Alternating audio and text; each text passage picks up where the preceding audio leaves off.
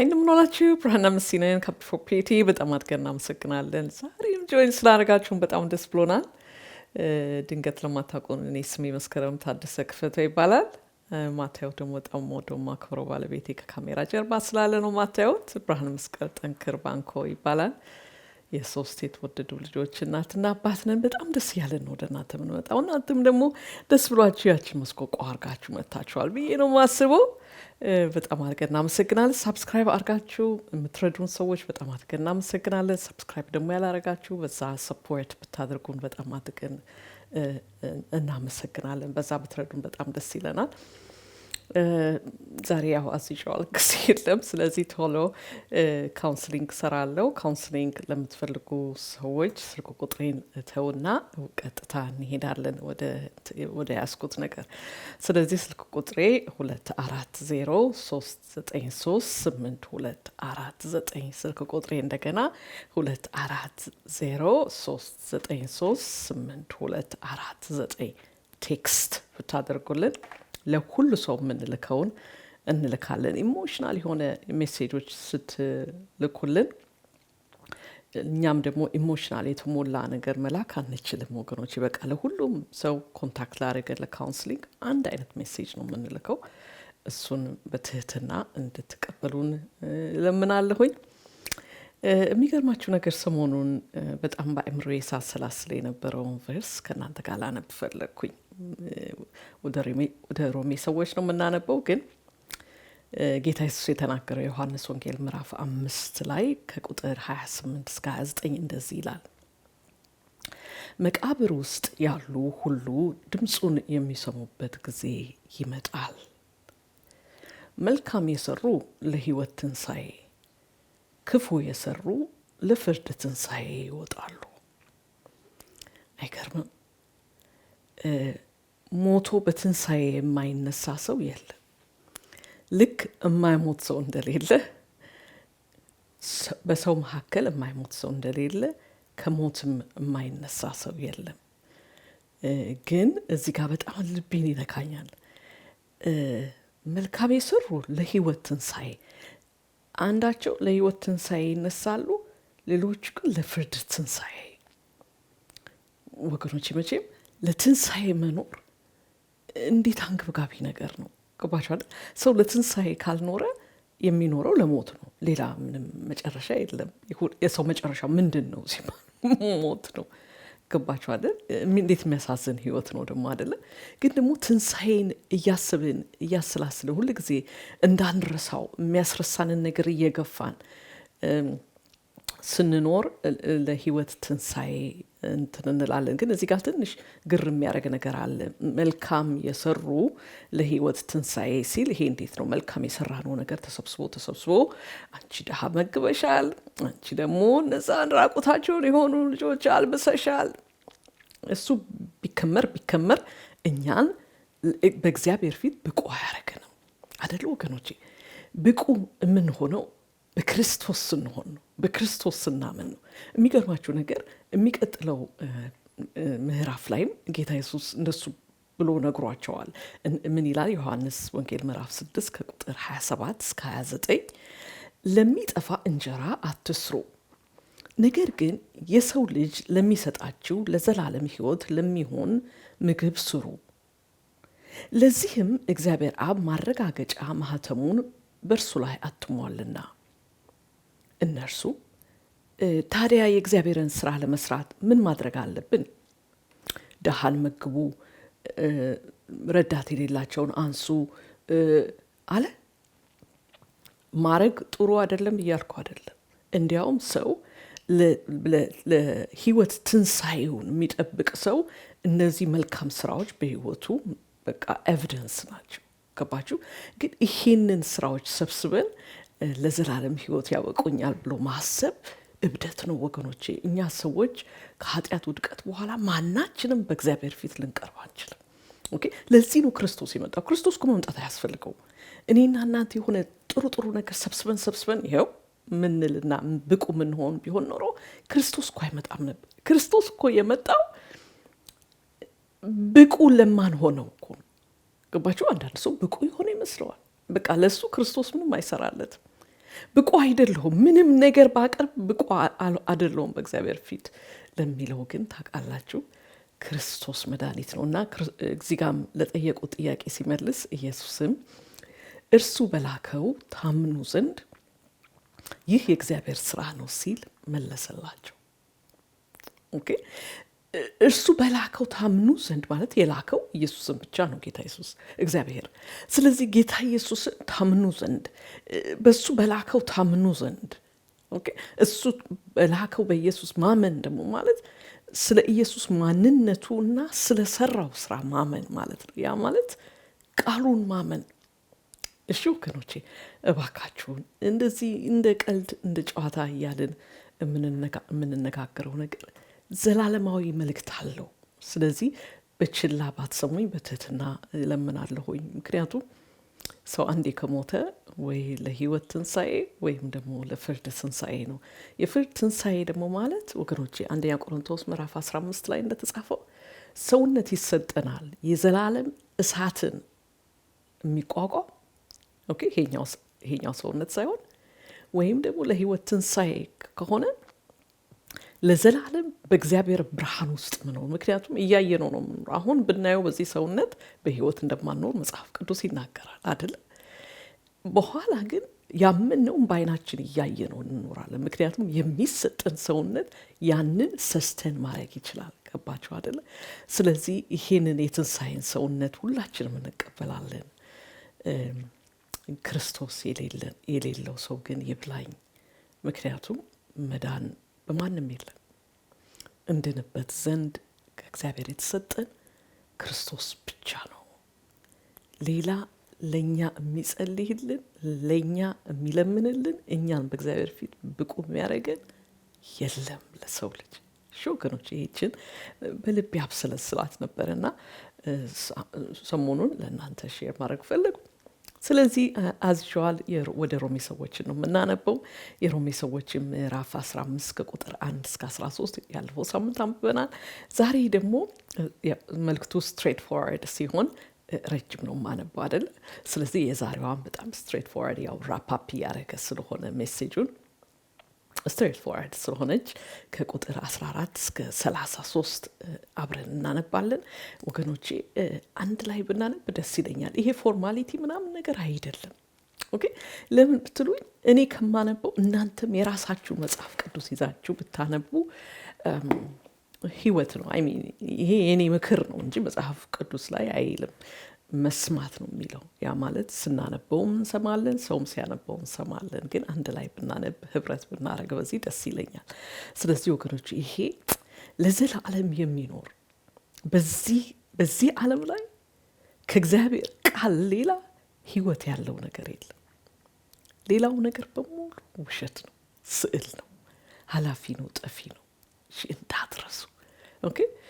ስለዚህ በዚሁ የእግዚአብሔርን ቃል እናነባለን ወገኖች። ይሄ የእግዚአብሔር ቃል ነው።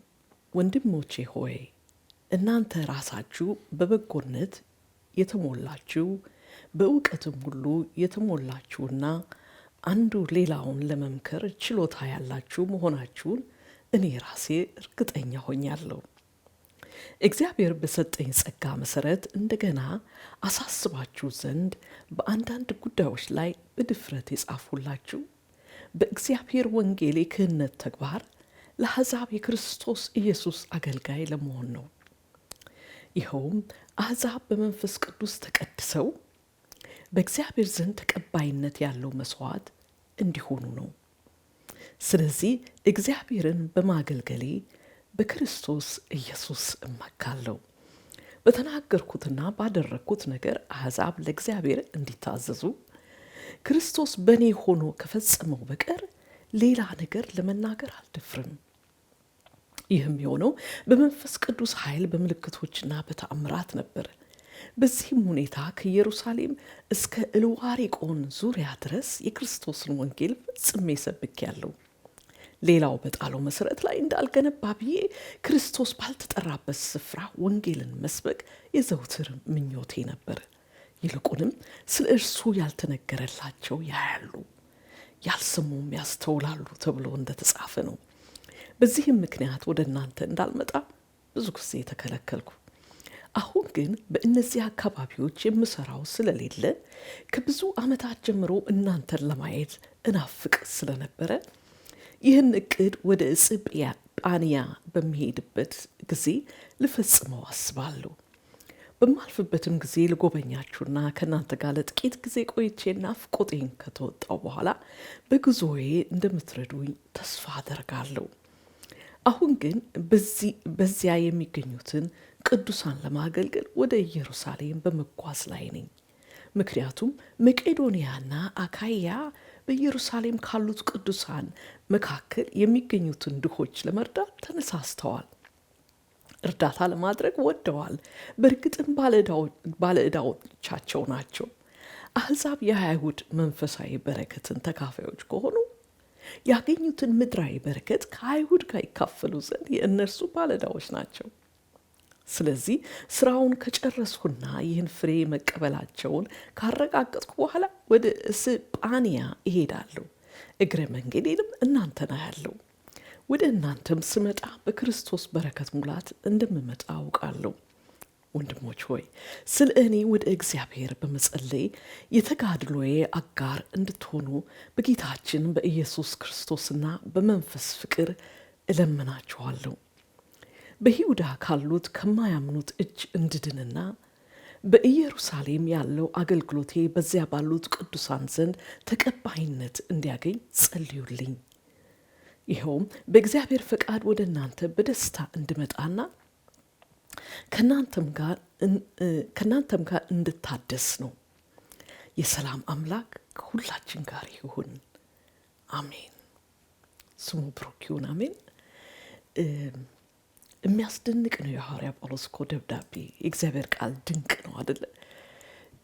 አጻጻፉ ሁሉ ልብ ይነካል። ያው ከታሪክ እንደምናውቀው ያለፈው ጊዜ ትዝ ይላችሁ እንደሆነ አይ ቲንክ ገላትያን ስናነብ ወይም ደግሞ ሮሜን ስንጀምረው ተነጋግረናል። ከረሳችሁት ነው ያስታውሳቸዋለሁ። እሱ ምንድን ነው ሐዋርያ ጳውሎስ እዚህ ጋር በስጳንያ ይላል፣ በዛሬው በስፔን ማለት ነው። ኦኬ ስፔንን እንዳልጎበኘው ይነገራል። ስፔን ሄዶ እንደማያውቅ ሐዋርያ ጳውሎስ ግን ፕላኑ ስፔን መንገዱ ሲሄድ በዛው ሮም ለማረፍና ወገኖችን ለማግኘት ነው። በቃ ኢንቪዥን የሚያደርግ በጣም ሊያገኛቸው ጓጉቷል። በጣም ሮም ለመመለስ ፈልጓል። ያው በደብዳቤው እንዳያችሁት ነቅንትን ቀንቷል እነሱን ለማየት። ግን ደግሞ ከዛ በፊት ያው እሱ እንደጻፈው እንደተመኘው አልሆነም። መጽሐፍ ቅዱስ ደስ የሚለኝ እሱ ነው። ይሄ እንዴት ነው ይኸው ሐዋርያ ጳውሎስ የተመኘው ነገር በሙሉ ተፈጸመለት ምናምን ያለ የሚያሳይ አይደለም። መጽሐፍ ቅዱስ ሁሏን ሪያሊቲዋን ገጭ ነው የሚያደርግልን። ኦኬ ሐዋርያ ጳውሎስ እንደዚህ ተመኝቶ ወደ ስፔን ሳይሄድ እንደተገደለ ከታሪክ እንማራለን። እንደገና ደግሞ ወደ ሮም ለመሄድ በጣም እንደጓጓ ደብዳቤው ላይ ደጋግሞ ይናገራል። አንብበነዋል። ሮምም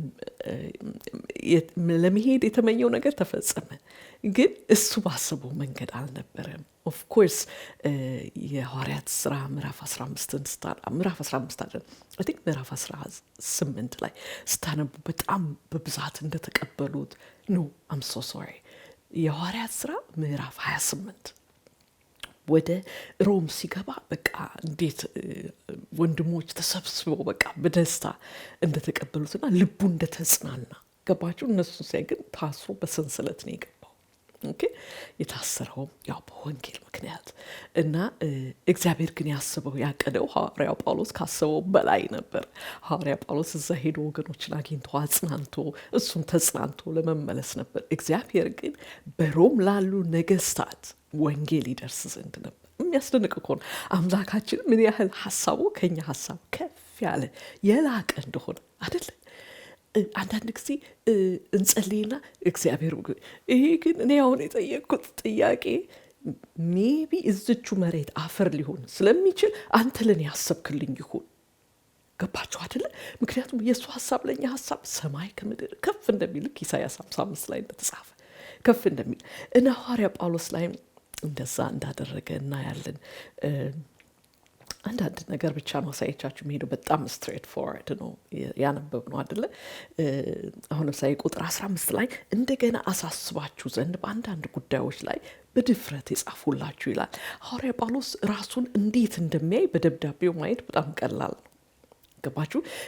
እኔ ክርስቶስ ስለተገለጠልኝ በጣም ብዙ ሰዎች ስላዳንኩኝ ወንጌል ሰብኬላቸው እናንተ እዛ ናችሁ አይልም። አክቹዋሊ እናንተ ክቡር የእግዚአብሔር ሕዝብ ናችሁ፣ ብዙ ነገር ታውቃላችሁ። እንዲያውም ቁጥር 14 ላይ በእውቀትም ሁሉ የተሞላችሁ በበጎነት የተሞላችሁ ሌላውን ለመምከር ችሎታ ያላችሁ መሆናችሁን እኔ ራሴ እርግጠኛ ሆኛለሁ። እንደዚህ ሲል ፍላተር ላርጋቸው እያለ አይደለም። ኦኬ ለማታለል ይሄ አንዳንድ ሰው መጥቶ በቃ ጨርሶ እናንተ የሌላችሁ መጥቶ ላዝምብላቸው ምናምን ብሎ ያዘንባል አይደል? ዝም ብሎ ፍላተር ማድረግ ኃጢአት ነው። ገባችሁ? ይሄ የሌለ ሰው የሌለው ማለት ነው። እና ሐዋርያ ጳውሎስ ግን አይደለም፣ እውነተኛውን ነገር እየነገራቸው ይሄን ደግሞ ልቡን ግን መጀመሪያ ይሄን ሐሳብ ልጨርስ እዚህ ጋር ታዲያ እንደገና አሳስባችሁ ዘንድ ኦኬ እንደ አገልጋይ አዲስ ነገር ለእግዚአብሔር ሕዝብ ይዤለት ልሂድ አይልም ሐዋርያ ጳውሎስ። የእግዚአብሔር ሕዝብ አዲስ ነገር አይፈልግም። የእግዚአብሔር ሕዝብ የሚፈልገው መጀመሪያ የሰማውን ወንጌል እንደገና መስማት። ለምን ካላችሁ ከውድቀት የተነሳ እንረሳለን ወገኖች፣ እንረሳለን። ክርስቶስን ተከታይ ነን እያለን እንረሳለን። ሌላውን ተከታዮች ሆነን ክርስቶስ አምኛለሁ የሆነ የአንድ ቀን ነገር እናወራለን። ስለዚህ ምን ይላል? እንደገና። ይህንን መልእክት ደግሞ በጴጥሮስ መልእክቶች ላይ እናገኛለን። አሁንም ጽፍላችሁ እንደገና ይህንን እኔ ላልፍ ነው፣ ግን ከመሄዴ በፊት እንደገና የነገርኳችሁን አሳስቤ አስይዣችሁ ልሄድ። ሐዋርያ ጳውሎስ ለጢሞቴዎስ በጣም የሚደጋግሙት ነገር ነው እና ይሄን ነገር እንድታዩት ልብ እንድትሉት ብዬ ነው። እንደገና ደግሞ የክህንነት ተግባሩን ያው ለአሕዛብ እግዚአብሔር በተለይም አጠራር የጠራው ስለሆነ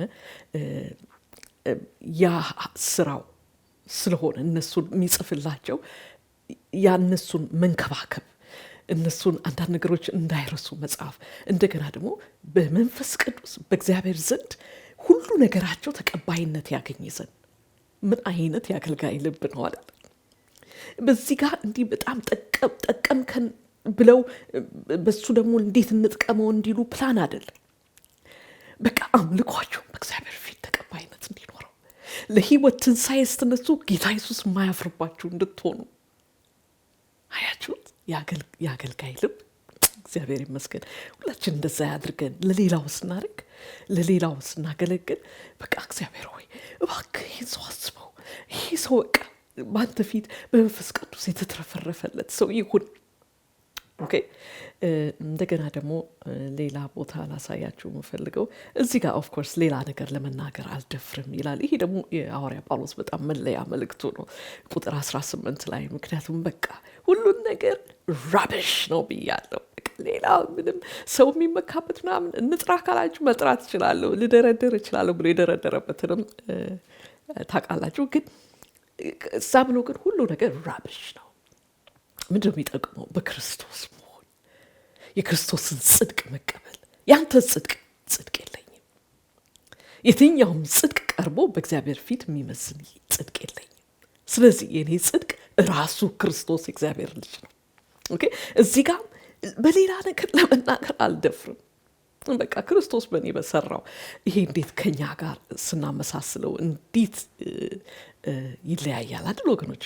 አንዳንድ ጊዜ የሰራነውን ያደረግነውን ወይም ደግሞ እንዴት መንፈሳዊ እንደሆነን አሁን ለምሳሌ እዚህ ጋር ሐዋርያ ጳውሎስ ሲጽፍ ይገርማቸዋል። እንደዚህ አይነት እግዚአብሔር ብዙ ሰዎችን አዳነ። ምክንያቱም ለአንድ ወር ጾሜ ጸልዬ በጉልበቴ ተንበርክኬ ስለ እናንተ ስጸልይ ስማልድ ነበረ አላለም።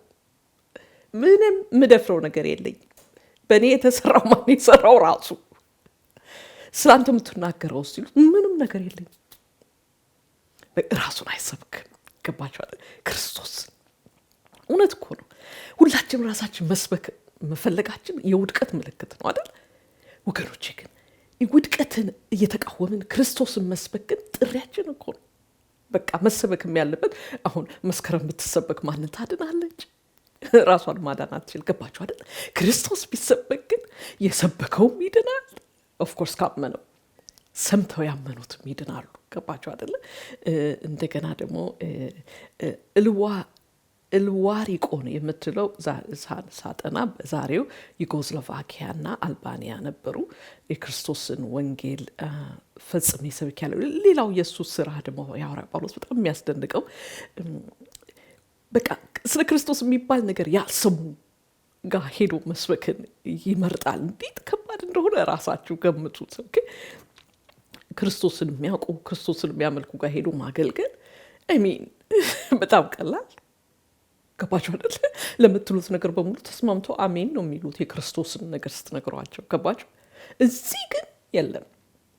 የሱ ደግሞ ፓሽን ጨርሶ ስለ ክርስቶስ ያልሰሙ እንዴት እኮ ደስ የሚል እንደሆነ አይ ካን ኢማጂን። ገባችሁ አይደል? እና እሱ ስለሆነ በጣም ብዙ ስራ ስላለው ቁጥር 22 ላይ በዚህ ምክንያት ወደ እናንተ እንዳልመጣ ብዙ ጊዜ ተከለከልኩ ይላል። የከለከለው የራሱ ፓሽን ነው። ገባችሁ አይደል? ምክንያቱም ስራው የሚከለክል ነው። ጊዜ የለም። አስቡት፣ መጽሐፍ ቅዱስ ጀምራችሁ አይሁድ ያልሆኑ ምንም ነገር አያውቁም። ስለ እስራኤል የሚያውቁት ነገር የለም። ማአት ነገር በቃ እግዚአብሔርን እውነት። በዛ ላይ ደግሞ እኔ ዝም ብዬ ሳስበው በጣም ኤክሳይት የሚያደርገው ነገር የወንጌል ሞኝ የሆነ ገባችሁ አይደል?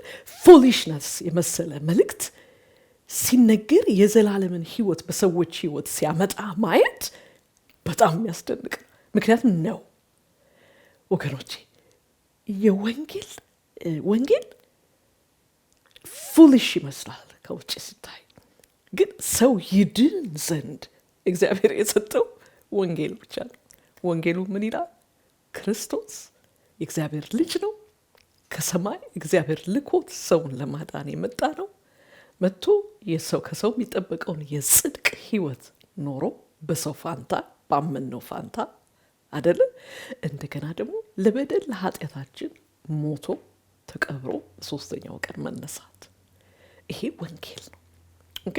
ስለዚህ ይመስለኛል ሐዋርያ ጳውሎስ በዚህ በቃ ስለ ክርስቶስ ስሙት ምናምን ጥሩ ነው፣ ያገለግላቸዋል፣ ይወዳቸዋል። የደብዳቤው እንደምናየው ግን በጣም ፓሽኑ ምንም የማያውቁትን እና በጣም የኔ ሀሳብ ነው፣ ግን የእሱ ላይሆን ይችል ይሆናል። እና ቁጥር 23 ላይ የምሰራው እዚህ አካባቢ አሁን የለኝም፣ ስለዚህ ወደ እናንተ እመጣለሁ የሰራ ነው ለማደስ። ያው ሮሜ ሰዎችን በደንብ አይተነዋል። ምዕራፍ 1ን አያውቃቸውም፣ በደብዳቤ ነው የሚያውቃቸው። ሊያቸው የሚናፍቅ ነው። እሱ የመሰረታት ቸርች አይደለችም፣ ግን ደግሞ ስለ እነሱ ብዙ ሰምቷል። ስለዚህ ሊያቸው እንደሚናፍቅ ይናገራል። ሌላ ደግሞ አሁን እየሄድኩ ያለሁት ወደ ኢየሩሳሌም ነው ይላል። ምክንያቱም በአካኪያና እንትን ያሉ የኢየሩሳሌም ተቸግረዋል። ገባችሁ? በጣም ስደት ነበረባቸውና እዛ ያሉ ክርስቲያኖች እነሱን ለመርዳት ብሎ ለአይሁዶች አህዛብ ክርስቲያኖች ለአይሁዶች እርዳታ ላኩ። ምክንያቱም ባለዕዳዎች ናቸው ይላል። በአይሁድ በረከት ነው እነሱም የተባረኩት ይላል። መጨረሻው ደግሞ በጣም ደስ የሚለኝ ቁጥር 31 ላይ ከማያምኑ እጅ እንድድንና በኢየሩሳሌም ያለው አገልግሎቴ በዚህ ባሉት ቅዱሳን ዘንድ ተቀባይነት እንዲያገኝ ጸልዩልኝ። ወገኖቼ የሚያገለግል ሰው ጸልዩልኝ የሚለው ለፎርማሊቲ አይደለም። ምክንያቱም የሚያገለግል ሰው ማለት እሳት ላይ የተጠገነ ማለት ነው። ምንድን እሳት ላይ እንደዚህ በቃ ገባችሁ አይደል? ስለዚህ አባባሉ ደግሞ በጣም ልቤን ይነካዋል። ወንድሞች ሆይ ስለ እኔ ወደ እግዚአብሔር በመጸለይ የተጋድሎዬ አካር እንድትሆኑ በጌታችን በኢየሱስ ክርስቶስና በመንፈስ ፍቅር እለምናችኋለሁ። እየተማጸነ ነው። I need your prayers እያለ ኦኬ፣ ተጋደሉልኝ። ደግሞ እንዲጸልዩለት የሚፈልገው አያችሁ፣ አሁን በኢየሩሳሌም በጣም ክሪቲካል ቦታ ነው። እዛ ያሉ ማዕት አይሁዶች አሉ። አንዳንድ ነገሮች እንደ ሐዋርያ ጳውሎስ አይነቶቹን መቀበል ይፈራሉ። ይህ አዲስ ነገር ይዞ የሚመጣ ሊሆን ይችላል እና የሚሉ ናቸው። ገባችሁ? ስትሪክት ቬሪ ኮንሰርቫቲቭ ክርስቲያንስ ናቸው። ገባችኋል? ስለዚህ እንደ ሐዋርያ ጳውሎስ አይነቱን መቀበል ይፈራሉ። እንደ ራይትሊ ሰው ብዙዎች ይዘው አዲስ ይዘናል እያሉ እየመጡ በእንትን ብለዋቸዋል፣ ረብሸዋቸዋል። ስለዚህ እዛ ባሉ ቅዱሳን ዘንድ አገልግሎት ተቀባይነት እንዲኖረው ግን የማያምኑት ኦኬ አይሁድ ነን እኛ ሌላ ነገር አናውቅም ብለው የሚቃወሙት ግን የሚፈልጉት ወንጌልን መስበክ ሲጀምር መግደል ነው። ኦኬ ስለዚህ ጸልዩልኝ ይላልና በጣም ደስ ይለኛል። ይኸውም በእግዚአብሔር ፈቃድ ወደ እናንተ በደስታ እንድመጣ ነው ይላል። ኦፍኮርስ በደስታ ነው የመጣው። ቅድም እንደነገርኳችሁ የሐዋርያት ሥራ ምዕራፍ 28 ላይ በጣም ደስ ብሎታል። እነሱን ሲያይ ወገኖች ሲቀበሉት ሲያይ በጣም ልቡ እንደተጽናና፣ ግን በሰንሰለት ሆኖ እንዳያቸውን እናውቃለን። ግን የሐዋርያት ሥራ ስለሱ ሞት ምናምን አይናገርም። ከታሪክ ብቻ ነው የምናውቀው። ከዛ ሲጨርስ ምን ይላል? የሰላም አምላክ ከሁላችሁ ጋር ይሁን፣ አሜን አሜን። ከሁላችን ጋር ይሁን የሰላም አምላክ። በዚሁ ወደ ያስኩት መልእክቴ ይሄዳለሁ። ስለዚህ ያለፈው ሳምንት ካቆምነው ጋር ነው የምንቀጥለው ወገኖቼ። I'm very excited። በጣም ደስ የሚል ትምህርት ነው። ትዳር መንፈሳዊ ነው የሚል ትምህርት አይደለ? ትዳር መንፈሳዊ ነው ወገኖቼ። ስጋዊነት ቢኖረውም ብዙ ግን ባህሪው መንፈሳዊ ነው። ምክንያቱም የትዳር ኦተር እግዚአብሔር ራሱ ነው፣ ሰው አይደለም። ኦኬ ያደረገውም ለዘላለም ክብሩ ነው፣ ስሙ ይባረክ። ስለዚህ ትዳር መንፈሳዊ ነው እና ያንን መንፈሳዊ እውነት እንደ እግዚአብሔር ቃል እያየ ነው አይደለ? I'm very excited. I don't know about you. እና መጀመሪያ ሳሚሽንን አይተናል። ያው የምናነበው ወደ ፊልጵስዩስ ሰዎች ምዕራፍ 5 ከቁጥር 22 ጀምረን ነው። ቁጥር 22 ላይ ገና አይደል? እናንተ ደግሞ ራሽ አታድርጉኝም፣ እኔም ጊዜን እየወሰድኩ ነው የምሄደው። ስለዚህ መጀመሪያ ሳሚሽንን አይተናል፣ መገዛትን አይደል? ሚስት ለባሏ ትገዛ የሚለው ነገር ምንድን ነው? አንደኛ እግዚአብሔር ቃል እንደሱ አይልም፣ ተጠንቀቁ። ኦኬ ለጌታ እንደምትገዙ ነው የሚለው። ይሄ ኪ ነው። በደንብ አይተነዋል ያለፈው ጊዜ። ሚስቶች ሆይ የሚለውን አይተናል። ያለፈው ጊዜ ደግሞ ለጌታ እንደምትገዙ የሚለውን አይተናል። ለጌታ ሳንገዛ ያው እንኳን ለአገባነው እንደኛ የሚመስል ኃጢአተኛ ለሆነ ባሎቻችን ለማንም አንገዛው። ገባችኋል? አመጽ ብቻ ነው የተሞላ ነው ሰዎች ስንባል። ከዛ ደግሞ ለጌታ እንደምትገዙ ለባሎቻችሁም ተገዙ የሚለውን ደግሞ አይተናል። እግዚአብሔር ይመስገን። የሴት ልጅ የሚስት ለባሏ ራሷን ሳሚት ማድረጓ በሚገርም ሁኔታ ተመልሶ ጥቅሙ ለማን ነው? ለራሷ እንደሆነ አይተናል። ኦኬ ዛሬ ደግሞ በሳሚሽን ላይ ትንሽ መናገር የምፈልገው ነገር አለ፣ ግን ያላልኩት ነገር አይደለም። ቅድም ሐዋርያ ጳውሎስ እንዳለ መድገም ስለምፈልግ ነው። ኦኬ እንድንይዘው። እሱም ምንድን ነው መሰላችሁ? ያለፈውን ጊዜ ተናግሬያለሁ እንዳልኩት ባል በእግዚአብሔር ቃል ሳይመራ ራሱ ባሰበው በኃጢአት መንገዱ ልምራ ሲል ሴት አልከተልህም ማለት ይችላል። አልከተልህም ማለት የመንፈሳዊ ግዴታዋ ነው። ለምን? መጀመሪያ መገዛቷ ለእግዚአብሔር ስለሆነ። ገባችሁ አይደል? ስለዚህ ሴት ልጅ እግዚአብሔርን ስታመልክ ጥበቃ አለው። ራሷን ለእግዚአብሔር ስትሰጥ ጥበቃ አለው። ገባችሁ አይደል? ምክንያቱም ትክክል ያልሆነውን ነገር የሚያውቃት እሷ ፊሽካ ይዛ ያ ትክክል አይደለም፣ ይሄኛው ትክክል ነው፣ ያኛው ማናችንም አንችልም። እንደሱ ከጀመረ እንዲያውም ትዳራችን ይፈርሳል። ገባችሁ አይደል? የእግዚአብሔር መንፈስ ግን ክብር ለሱ ይሁን ለዘላለም። በዛ ውስጥ ኮንዲሽን እያደረጋት አስተሳሰቧ አመለካከቷን የእግዚአብሔር ያልሆነውን ነገርን ስትቃወምና አልከተልም ስትል በጥበብ ታደርገዋለች። ደግሞ የእግዚአብሔር ቃል ምን ይላል? የሐዋርያት ሥራ ምዕራፍ 5 ቁጥር 29 ላይ ከሰው ይልቅ ለእግዚአብሔር ልንታዘዝ ይገባል። ኦፍኮርስ ሚስት ለባሏ መገዛት አለባት፣ ግን ደግሞ the whole counsel of Godን ማሰብ አለብን። ገባችሁ? እኔ ምን ላርግ? እሱ ነው እንደዚህ እናርጋለኝ ተከተልኩት የሚባል ነገር የለም። ገባችሁ አይደለ? ምክንያቱም መጀመሪያ አብሶሉት የሆነ መገዛታችን ለእግዚአብሔር ነው። ለባል አብሶሉት መገዛት የሚባል ነገር የለም። አብሶሉት ማለት በጠየቀው ነገር በሙሉ ኦኬ። እግዚአብሔር ቃል ይላል በሁሉ ነገር ትገዛ ይላል። ግን ደግሞ ሌላ ያለውን የእግዚአብሔርን ሐሳብ የእግዚአብሔርን እውነት ለምሳሌ እንደ ሐዋርያት ሥራ ምዕራፍ 5:29 መርሳት የለብን። ገባችሁ አይደል?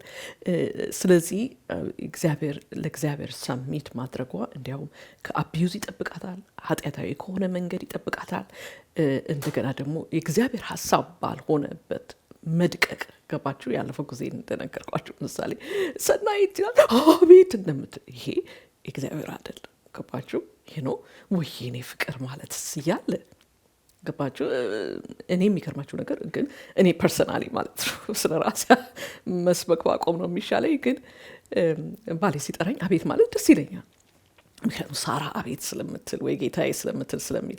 ግን ደግሞ ነው ወይ የኔ ጌታ ስማት ነገር እያለ ይሄ ኬቱ የመጣ ነው ከፍርሃት አይመስላችሁም? ወይ ባሏ እየደበደበ ያስፈራራት ነው። እሱ ሳሚሽን አይደለም። ለእግዚአብሔር ሳሚት ማድረግ ለእግዚአብሔር ሳሚት ስናረግለት ይህ ሳሚት ምናረግለት ጌታ ምን አይነት ጌታ ምን አይነት መሪ ምን አይነት አምላክ እንደሆነ ማወቃችን ሌላው ያንቺ ራስ ነኝ ብሎ ልቁጨቁንሽ ላድቅቅሽ ሲል ኖ የማለት አቅሙም አላት ጥበቡም አላት። እንደገና ከመጀመሪያውንም ታውቀዋለች ትለየዋለች። ገባችሁ? ስለዚህ ለእግዚአብሔር መገዛት ወገኖቼ እንደ እንትን አትቁጠሩት። ይሄ እንዴት ነው? አዎ እኔም በዚህ ሃይማኖት ውስጥ ነኝ እንደሆነ አንዲት የሃይማኖት ስም የምታድን የለችም እንዳትረሱ። ኦኬ ሰው የሚድነው በክርስቶስ ነው። የሚያመልጠው በክርስቶስ ነው። ክርስቶስ ደግሞ ማን ነው? የእግዚአብሔር ልጅ ነው። አምላካችን ነው። ኦኬ እግዚአብሔር አብ፣ እግዚአብሔር ወልድ፣ እግዚአብሔር መንፈስ ቅዱስ።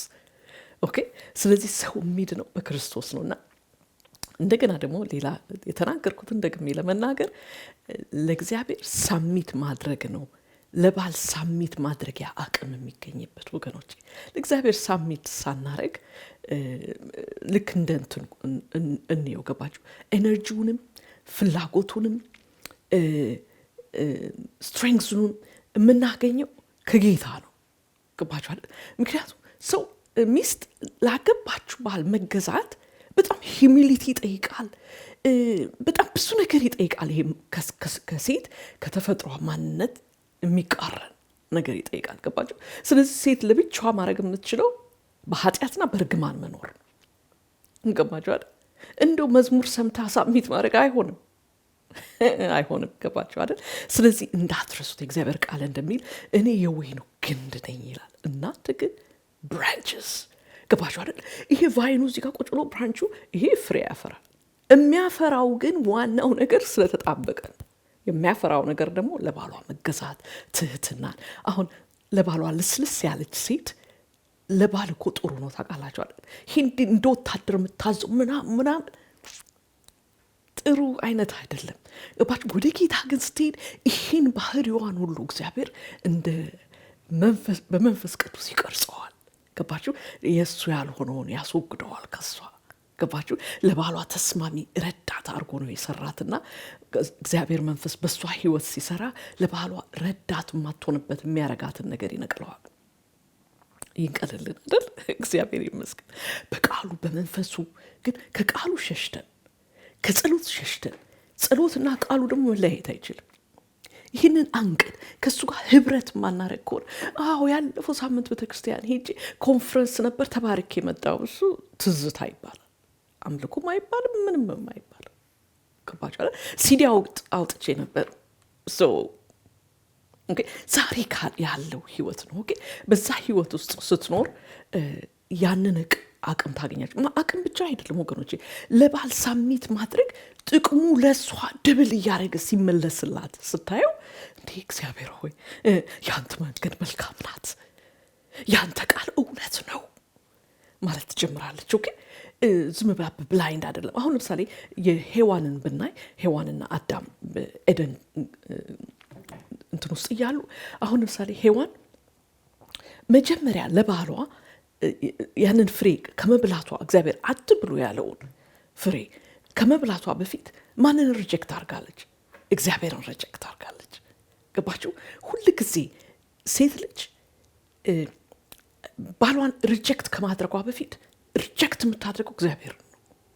ገባችሁ? እንደሱ ነው የሚሰራው። በቃ ይሄ ትዳር የሚባለው ይሄ መንፈሳዊ ኢንስቲትዩሽን የሚሰራው እንደሱ ነው። ኦኬ አመጽ በውስጧ ሲፍለቀለቅ ሮጣ መሄድ ያለባት አምላኳ ጋር።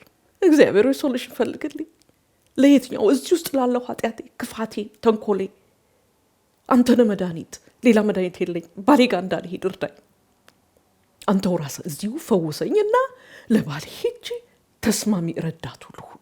ገባችሁ አይደል? ስለዚህ ሔዋንም እግዚአብሔርንና ቃሉን ሪጀክት አደረገች። ስለዚህ የሚተርፈው ምንድነው? እግዚአብሔርና ቃሉ ሪጀክት ተደርጎ ምንድነው የሚቀርልን? ኃጢአትና እርግማን። ኦኬ ስለዚህ ልክኛ ልክ እንደዛ ደግሞ የሚገርማችሁ ነገር ሔዋን እግዚአብሔርንና ቃሉን ሪጀክት ያደረገችበት ነገር ምንድነው አለች? ኢንዲፔንደንት በራሴ መወሰን በራሴ አስቤ ለመሰሽ። እግዚአብሔር ቃል ጥሩ ነው፣ ይሄ መንፈሳዊ ነገር ጥሩ ነው የሚሉ ሰዎች ሰምታችሁ አታውቁም? ጥሩ ነው፣ ግን ለኔ ማንነት አይሆንም። እኔ ማንነቴ ስፈጠር በጣም ኃይለኛ ነኝ። በቃ የሆነ እንደ ፖሊስ ነው የምኖረው በቃ። እና እግዚአብሔር ቃል ለኔ አይሆንም። ስለዚህ ባሌንም ልክ እስር ቤት እንደተቀመጠ አድርጌ ነው ማኖረው። ይሄ ማለት እግዚአብሔርንና ቃሉን ሪጀክት አድርጎ ኢንዲፔንደንስ ማወጅ ማለት ነው። ገባችሁ አይደል? ስለዚህ ሔዋንም ልክ እንደዛ ነው ያደረገችው። በቃ ከእግዚአብሔር ፍሪደም ዲክሌር አደረገች። ከእግዚአብሔር ፍሪደም ከእግዚአብሔር ቃል ፍሪደም ዲክሌር ስናደርግ አይደለም ለባሎቻችን ለራሳችን አደገኞች ነን ወገኖች። ሰማችሁ? ለራሳችን ከራሳችን ጋር እንኳን ሰላም አይኖረን። ኦኬ ምን ያህል ጥበቃ ነው ጌታን ማምለክ ወገኖች?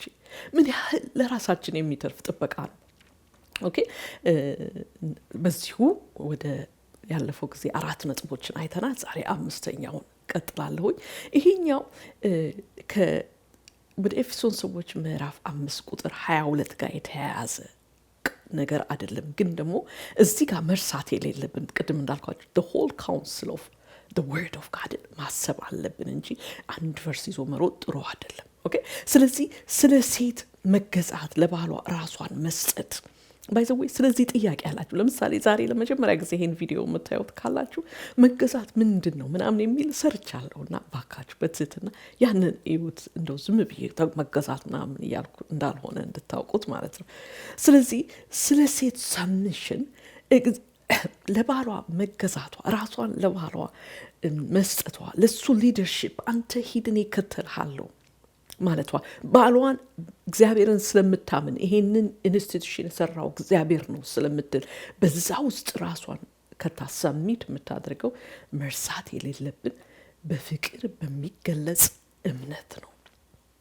ኦኬ ይሄ በደመ ነፍስ መኖር የብዙዎቻችን እንትን ነው አይደል? ቴንደንሲ ነው። እውነቱን እንነጋገር።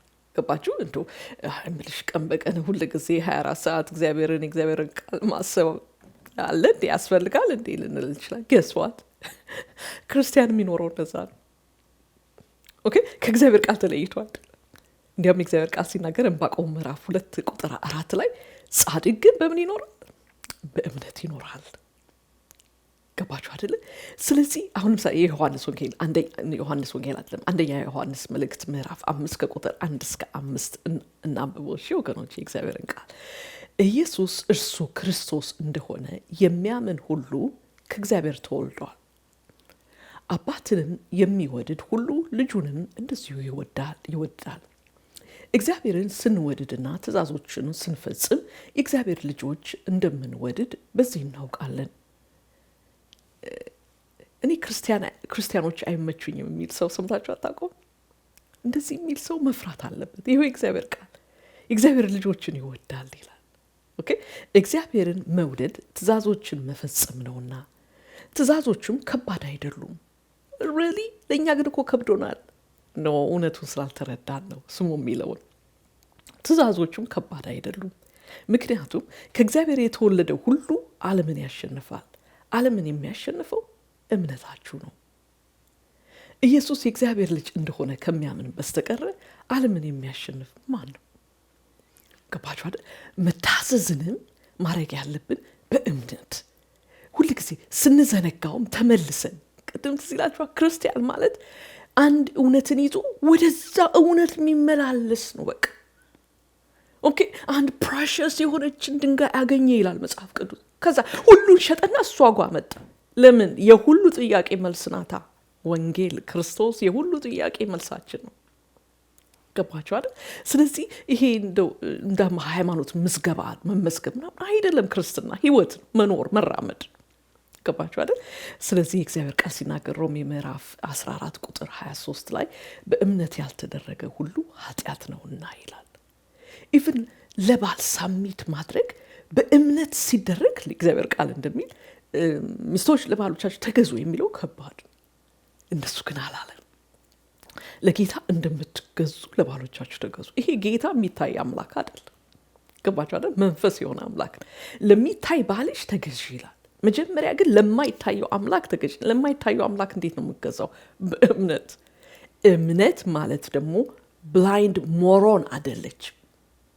ይሄ መርሳት የለብንም እሺ ወገኖች። ደንቆሮ አይደለች። እምነት ማለት እውር አይደለች። እምነት ማለት የእግዚአብሔር ቃል እንደሚለው ነው። ነው ሲል ነው፣ አሜን ሲል አሜን ነው ብሎ ማመን ማለት ነው። ገባሽ አይደል? ሌላ እምነት የለም። ኦኬ። የእግዚአብሔርን ማንነት መጽሐፍ ቅዱስ ላይ አምነን እግዚአብሔር ታማኝ ነው ሲል እኔ ታማኝ አይደለሁ፣ አንተ ግን ለዘላለም ታማኝ ነህ። ዛሬ እጠፋለሁ ብዬ አስባለሁ፣ አንተ ግን ታማኝ ስለሆንክ ይዘኸኝ ትጠብቀኛለህ። እምነት ማለት ቃሉ የሚነግረን እግዚአብሔር ማንነት። እግዚአብሔር ማንነት የትም አናገኘው። አይናችን ጨፍነን ማንነትን ግለጥልን የለም፣ እንዳትስቱ እሺ ወገኖች። ቃል ውስጥ እግዚአብሔር ማን እንደሆነ የምናገኘው። ኦኬ። ስለዚህ እግዚአብሔር ቃል ሲናገር እግዚአብሔር ለማንም አያደላምና ይላል። ይሄ በመሰላችሁ ላመጣውና ላነብር የፈለኩት እግዚአብሔር እሱን የሚያከብሩትን ያከብራል፣ ቃሉን የሚያከብሩትን ያከብራል። ገባችሁ አይደል? ሪዋርደር መሆኑን መርሳት የለብን። ሁሉ ጊዜ ማሰብ፣ ለምናደርገው አክሽናችን ሁሉ መጸለይ፣ እግዚአብሔርን ቃል ማንበብ። ለዚህ ነው ሁሉ ጊዜ ቅድም እንዳልኳችሁ ሁላችንም እንረሳለን፣ እንዘነጋለን። በኢሞሽናል ሞመንትስ ተወስደን በቃ ያልሆነውን ሰዎች በቃ ክርስትናን እንደ ልብስ አውልቀን ጥለን ሌላ ሰው አይደል ይሆነን በንስሐ እንመጣለን። ግን ደግሞ ተመልሰን እግዚአብሔር ቃል ጸሎት ላይ ግን ስንሆን ይሄ ነገራችን አይምሮአችን ማስተሳሰባችን ኮንዲሽን የሆነ ከትናንቱ ዛሬ የተሻለ ገባችሁ አይደል እያሰብን እግዚአብሔርን ቃል ቀኑን ሙሉ ማሰብ ይቻላል እንዴ የሚለውን ነገር ትተን ለካ ቀኑን ሙሉ ማሰብ ማሰላሰል የኛ ስራ ነው። ቃሉ እንደሚለው ማለት የክርስቲያን ስራ ነው። ቁጭ ብሎ በቃ ሲተክዝ ስታዩት የሚያስተክዘው ነገር ሊኖር ይችላል። ግን ደግሞ ራሱን እያሰለጠነ ትካዜህን በሱ ላይ ጣል ይላል ቃሉ። ጣል አድርጎ ምንድነው የምታብሰለስለው? ቃሉን። ገባችሁ አይደል? እግዚአብሔር ይርዳን ሁላችንን አይደል? በዚህ ዓለም እየኖርን እግዚአብሔር ቃል ሲናገር ዕብራውያን 11:6 ላይ ምን ይላል መሰላችሁ? ያለ እምነት እግዚአብሔርን ደስ ማሰኘት አይቻልም። ለባል መገዛት፣ ሚስት ራሷን ለባል ሰሚት ስታደርግ በእምነት ማለት እዚህ ቃል ላይ የሚናገረው ሰማይና ምድርን የፈጠረው አምላክ ነው። ይህን ትዳር እንዴት እንደሰራ ዘፍጥረት ላይ የሚናገረው እግዚአብሔር ነው። ይህንን እግዚአብሔር አምናለሁ። ይህንን እግዚአብሔር ማመን የሚታወቀው ቃሉ ላይ የሚነግረኝን ሁኚ የሚለኝን በመሆን ነው፣ የሚገለጥ ነው። እምነት በአክሽን የሚገለጥ ነው እንጂ አምናለሁ እንደዚህ የሚል ሰው አይታችሁ አቀለ እግዚአብሔርን በጣም ነው የምወደው በጣም ደግሞ አምናለሁ እግዚአብሔርን በጣም ነው ማምነው የሚል ሰው አይታችሁ አጣቁ። ግን ደግሞ ዞር ብላችሁ ስታይ ምንም እግዚአብሔርን የሚያከብር ህይወት ምንም ነገር የሌለው እግዚአብሔር ይጠብቀን። ሁላችንን እግዚአብሔር ያድነን። ምን መሰክረውና ኑሯችን እንዲማሰል መቼም ሁሉ ሰው ፐርፌክት ላይ አይማሰልም አይደል? ግን ይርዳን እግዚአብሔር። ያለ እምነት እግዚአብሔርን ደስ ማሰኘት አይቻልም።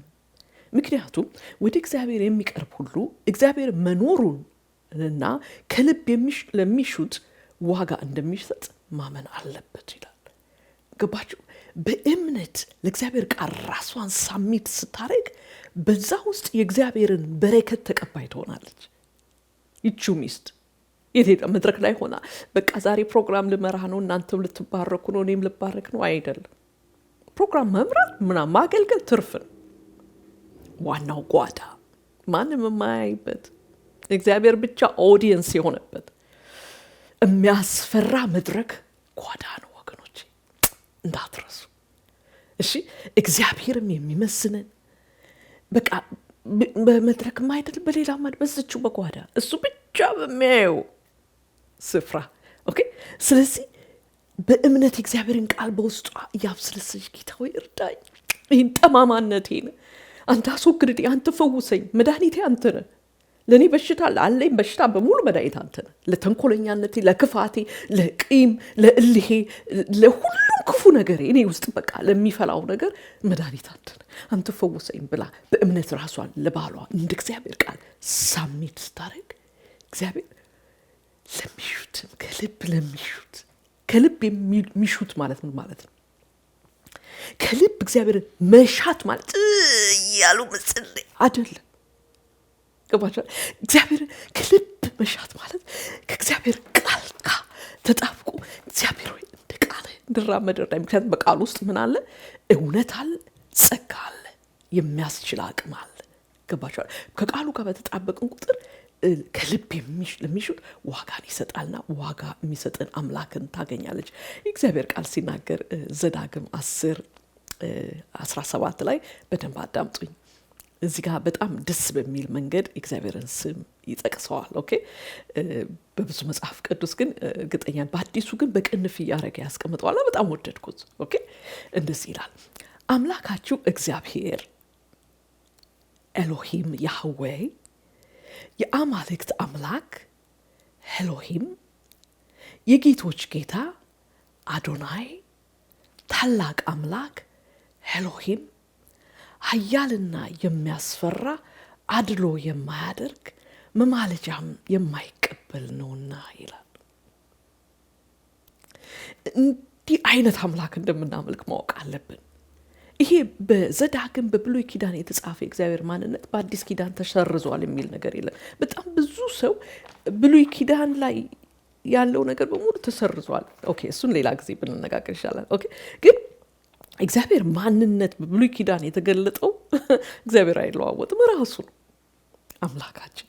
ኦኬ ስለዚህ ኃያልና የሚያስፈራ ይለዋል። ከእግዚአብሔር በላይ የሚያስፈራ ምን አለ በዚህ ዓለም? አድሎ የማያደርግ ወይ እንትና ከሌና አቋል ወይ እሱ በጣም ብዙ ውለታ አድርጎልኛል የማይል እኮ ማለት እኮ ነው። በትክክል እኮ ካሰብነው አድሎ ባለማወቁ እኮ እኛ ምስኪኖች እኮ በጣም እድለኞች ነን። አድሎ ቢያደርግ አስቡት። ገባችሁ? አድሎ የማያደርግ መማለጃን የማይቀበል እንደ ኧረ እባክህ እሷ ብዙ ኃጢአት ሰርታለች፣ ግን ይኸው እነዚህ ሁሉ ያማለዱ ነው ለእሷ። እነማን መማለጃ አይቀበልም? ማን ሊያማልድ ይችላል? መማለጃን አይቀበልም። ለምን ካላችሁ እግዚአብሔር ልክ አብርሃም ልጁን እንደሰዋ ልጁን ሰውቷል። ኦኬ ከዛ በላይ መማለጃ የለም። ኦኬ ሰው እግዚአብሔር መዳኛ የሆነለት መንገድን ሰጥቶት እሱ አይደለም ሌላ አንተን የሚያማልዱኝ ልሰብስብ ካለ ምስኪን ነው የምንሆነው። እሺ ወገኖቼ እና በእምነት የሚሳ እግዚአብሔር ቃል ሲናገር ገላትያ 5:6 ላይ በክርስቶስ ኢየሱስ ከሆኑ መገረዝ ወይም አለመገረዝ አይጠቅምምና፣ ይሄ እንትን አድርግ እንትን አታድርግ እንዲህ ምናምን ስርዓት ሁሉም አይጠቅምም ይላል። ኦኬ ይሄ እንግዲህ ያው ያለፈው ጊዜ ገላትያን አንብበናል፣ ስንነጋገር ትዝ ይላችኋል ብዬ አስባለሁ። በቃ ስለመገረዝ ምናምን ካልተገረዙ ምናምን የሚሉ ሰዎች ስለነበሩ አይጠቅምም ማለት ሁለቱም መገረዝም አለመገረዝም ሁለቱም አይጠቅምም። የሚጠቅመው ምንድን ነው? በክርስቶስ ኢየሱስ ከሆኑ መገረዝ ወይም አለመገረዝ አይጠቅምምና፣ የሚጠቅመውስ በፍቅር የሚገለጽ እምነት ብቻ ነው። ኦኬ በቃ ለባሌ እገዛለታለሁ ሳይሆን do I pray for him በደንብ ኬር አድርጊ ሚስት ገባችሁ? በፍቅር እሱ መልካም ነገር ተመኝታ መልካም ነገር ፈልጋ እግዚአብሔር አምላክ በጣም ደስ የምትለኝ ቃል አለች። ምሳሌ 31 እንደምወድ ነግሬያቸዋለሁ። ምሳሌ 31 ላይ እግዚአብሔር ቃል ሲናገር ምን ይላል? እንደዚህ ይላል፣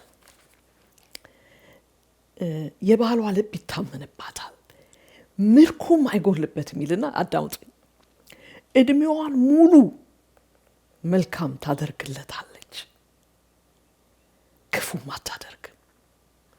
እድሜዋን ሙሉ ክፉ ለማስደረግ የሚያስፈልግ ምክንያቶች አታ ነው ከሰው እንዴት ይጠፋል? ግን በቃ እግዚአብሔርን የምታመን ይህን ኢንስቲትዩሽን የሰራው እግዚአብሔር ነው ከእግዚአብሔር ቃል ጋር ኢንቲሜት የሆነችው እድሜዋን ሙሉ መልካም ታደርግለታለች። በጣም እኮ የሚደንቀኝ 31 ቁጥር 12 ነው ማነበው። እሺ ክፉም አታደርግም። እኔ በጣም ልቤን የሚነካው መስላችሁ እድሜዋን ሙሉ እኔ እንጃ ባለቤቴ ቢጠየቅ እንደው እስከዛሬ የኖራችሁትን እድሜ በጣም ሁሉም መልካም ነው ያደረገችልህ ቢባል እንደ ኦፍ ኮርስ አይደለም ነው የሚለው። ገባችሁ? ግን ጸሎቴ የቀረኝ እንግዲህ ስንት ጊዜ እንደቀረኝ ጌታ ነው የሚያውቀው። እግዚአብሔር ወይ እንግዲህ የቀረኝ እስከዛሬ ያልሰራሁት ነገር ማለት አለ። ስለዚህ በቀረኝ በእድሜዋ ሙሉ መልካም ታደርግለታለች ይላል። ገባችሁ? ስለዚህ ከመልካም አንደኛው መጸለይ ወገኖቼ። ኦኬ መገዛት መታዘዝ በእምነት መሆን አለበት። ምን አይነት እምነት? በፍቅር የሚሰራ። ከፍቅር ውጪ የሆነ መታዘዝ ሌጋሊዝም ነው። ፍቅር ደግሞ ማለት እግዚአብሔርን ከመውደድ ሊሞትልን ከመውደድ። ኦኬ እግዚአብሔር ቃል ሲናገር ይሄንንም ብዙ ጊዜ አመበናል። ዛሬ መደግመዋለሁ። አንደኛ ቆሮንቶስ ምዕራፍ 13 ከቁጥር 1 እስከ 3 በሰዎችና በመላእክት ልሳን ብናገር ፍቅር ግን ከሌለኝ እንደሚጮህ ናስ ወይም እንደሚንሸዋሸው ጸናጽል ነኝ። የትንቢት ስጦታ ቢኖረኝ ሚስጥርን ሁሉና እውቀቱን ሁሉ ባውቅ ተራራንም ከቦታው የሚነቅል እምነት ቢኖረኝ ፍቅር ግን ከሌለኝ ከንቱ ነኝ። ያለኝን ሁሉ ለድሆች ብሰጥ ሰውነቴንም እንዲቃጠል በእሳት ብዳርግ ፍቅር ግን ከሌለኝ ምንም አይጠቅመኝም። የምናረገው ነገር ከፍቅር ከሆነ ብቻ ነው በእግዚአብሔር ዘንድ ተቀባይነት። ምን ፍቅር? ክርስቶስን እግዚአብሔርን የወደደንን እኛ ሳንወደው የወደደንን ሳንፈልገው የፈለገንን ሳንጠራው የመጣ ወደኛ ይህንን ትሁት አምላክ መውደድና እንደገና ደግሞ አሁን ለምሳሌ በባልና በሚስት ኮንቴክስት ውስጥ ለምሳሌ ስለሚስት ስለምናወራ ባሏን እየወደደችው ገባችሁ? መውደድ ማለት አክሽንም ነው፣ በቃል ብቻ አይደለም። ኦኬ ቅድም እንዳልኩት እየጸለየች የእሱ መልካም ነገር ምንድን ነው፣ ለእሱ መልካም የሆነው ምንድን ነው እያለች ገባችሁ? ይሄ እንዴት ነው? ቆያ ቃለው እሱን እኮ ነርቡን የሚቀጠቅጠውን ነገር ብላ ፕላን አርጋ ገባችሁ? ከኤክስፔሪንስ ማውራ መስላለሁ አይደል? እግዚአብሔር ምህረት ያርግልኝ። ገባችሁ አይደል? እንደሱ ስንል በትክክል ከሰይጣን ጋር ነው እያበርን ያለ ነው። ገባችሁ አይደል? ከእግዚአብሔር ጋር ግን በእምነት በፍቅር በሚሰራ እምነት ሳሚት ስታደርግ አምልኮም ነው። በቤታችን ውስጥ በጓዳችን ማንም ሊያጨበጭብልን የማይችል ወይም ደግሞ ሊኮንን በማይችል ስፍራ እኛና እግዚአብሔር ባለንበት ስፍራ እግዚአብሔር ይመለካል። ይሄ ቤታችን ውስጥ ሳናመልክ ቤታችን ውስጥ የማይመለክ አምላክ እዛ ጋር ሂጅና ታገኘዋለሽ። እሱ ጣዖት ነው። እንዳትረሱ በግላችን ኮሚዩን ማናደርገው መንፈስ ቅዱስ እዛ ጋር ሄጄ እገሌ የሚባል ሲመጣ አገኘዋለሁ። እሱ ጣዖት ነው። ኦኬ ቤተክርስቲያንም የምንሄደው ከወገኖች ጋር የምንሰበሰበው ቤታችን አብሮን ፌሎሺፕ ከሚያደርገው መንፈስ ቅዱስ ጋር እዛም ደግሞ ከሱ ጋር ፌሎሺፕ ልናደርግ እንጂ ቤታችን ውስጥ ባዶ መሄድ አለብኝ። ለምን እንንትናን ካላገኘው ይሄ እንትን አይመጣም። የሚመጣ መሄድ ነገር ጣዖት ነው። እሺ ወገኖቼ ሁላችንም ይሄ እንደዚህ ይኖረናል፣ መጠንቀቅ አለብን። እንደሱ የሚባል አምልኮ የለም። ስለዚህ ቁጥር 23 አይገርማችሁም? ቁጥር 23 ጋር ደረስን። ስድስተኛው ነጥቤ እሱ ነው። ቁጥር 23 ወደ ኤፌሶን ሰዎች ምዕራፍ 5 ቁጥር 23 ምን ይላል? ክርስቶስ አካሉ ለሆነችውና አዳኟ ለሆናት ቤተክርስቲያን ራስ እንደሆነ ሁሉ ባልም የሚስቱ ራስ ነውና። የሚያስደንቅ እኮ ነው። ያለፈው ጊዜ ትዝ ይላችኋል ስለ ሚስት የተናገረው ቁጥር ከ22 እስከ 24 ነው አለ። ግን ደግሞ ቀረብ ብለን ስናየው አክቹዋሊ ቁጥር 23 የባልም ነው። ገባችሁ? ግን ደግሞ አት ሴም ታይም ለሚስት ያሳያታል የባልን ስፍራ ከእግዚአብሔር የተነሳ ቦታውና ስፍራው እሱ እንዴት ክቡር እንደሆነ ገባችሁ? ለምንድነው ባሌን ማክብረው እንዴ ምናምን ሳይሆን ክርስቶስ አካሉ ለሆነችዋና አዳኟ ለሆናት ቤተክርስቲያን ራስ እንደሆነ ሁሉ ባልም ለሚስቱ ራስ ነውና። ይሄንን እንደ እግዚአብሔር ፈቃድ ቀጥለን ስንገናኝ ቀጥለዋለሁ። እዚህ ጋር ግን ከዚህ ነው የምቀጥለው። እሺ ወገኖች ዛሬ ግን ስላዳመጣችሁ በጣም አርኪ አመሰግናለሁ። ሌላ ጊዜ በሌላ ፕሮግራም እስክንገናኝ